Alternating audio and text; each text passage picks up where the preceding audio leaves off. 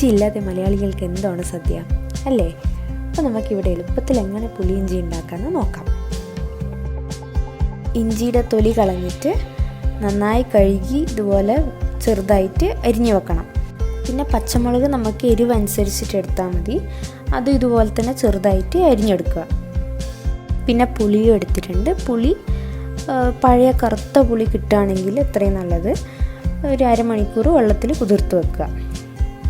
2 നുള്ളി കടുക്, കറുത്ത എള്ള്, 1/4 ടീസ്പൂൺ ഉലുവ നന്നായിട്ട് വറുത്ത് പൊടിച്ച് മാറ്റി വയ്ക്കുക. ഇനി ഒരു ചട്ടി എടുക്കുക. ആ ചട്ടിയിൽ കുറച്ച് എണ്ണ ചൂടാക്കണം. ആ ചൂടാക്കിയ എണ്ണയിലേക്ക് കുറച്ച് കടുക് ഇട്ട് കൊടുക്കുക.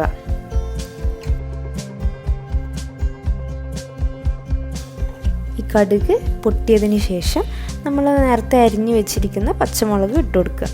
ഇട്ട് കൊടുത്തിട്ട് നല്ലോണം 1 മിനിറ്റ് നല്ലോണം ഒന്ന് വഴറ്റിയെടുക്കുക.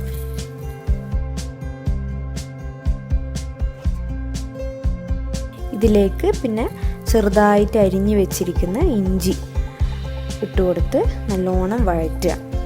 പിന്നെ കുറച്ച് കറിവേപ്പില ഇതിലേക്ക് ചേർത്ത് കൊടുക്കാം.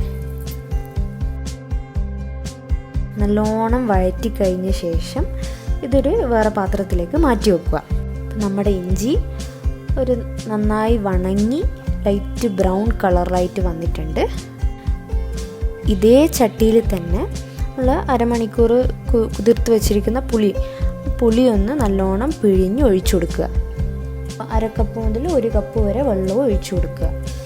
ഇതിലേക്ക് ആവശ്യത്തിന് ഉപ്പും ചേർത്ത് കൊടുക്കുക. നമ്മൾ എരിവനുസരിച്ചിട്ട് മുളക് പൊടിയും ചേർത്ത് കൊടുക്കുക.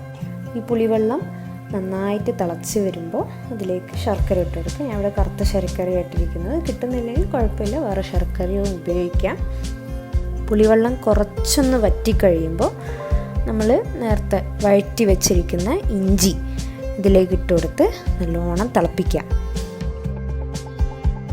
ഈ പുളിവെള്ളം നല്ലോണം കുറുകിയതിന് ശേഷം ഈ വീഡിയോയിൽ കാണുന്ന പോലെ കുറുകിയതിന് ശേഷം സ്റ്റവ് ഓഫാക്കിയിട്ട് അതിൽ കുറച്ച് കറിവേപ്പിലയും വറുത്ത് പൊടിച്ചിരിക്കുന്ന കടുകിൻ്റെയും ഉലുവേൻ്റെയും എള്ളിൻ്റെയും പൊടി മേലെ കുറച്ചൊന്ന് ഇട്ട് കൊടുക്കുക. നമ്മുടെ പുളിയിഞ്ചി അല്ലെങ്കിൽ ഇഞ്ചിപ്പുളി തയ്യാറായിട്ടുണ്ട്.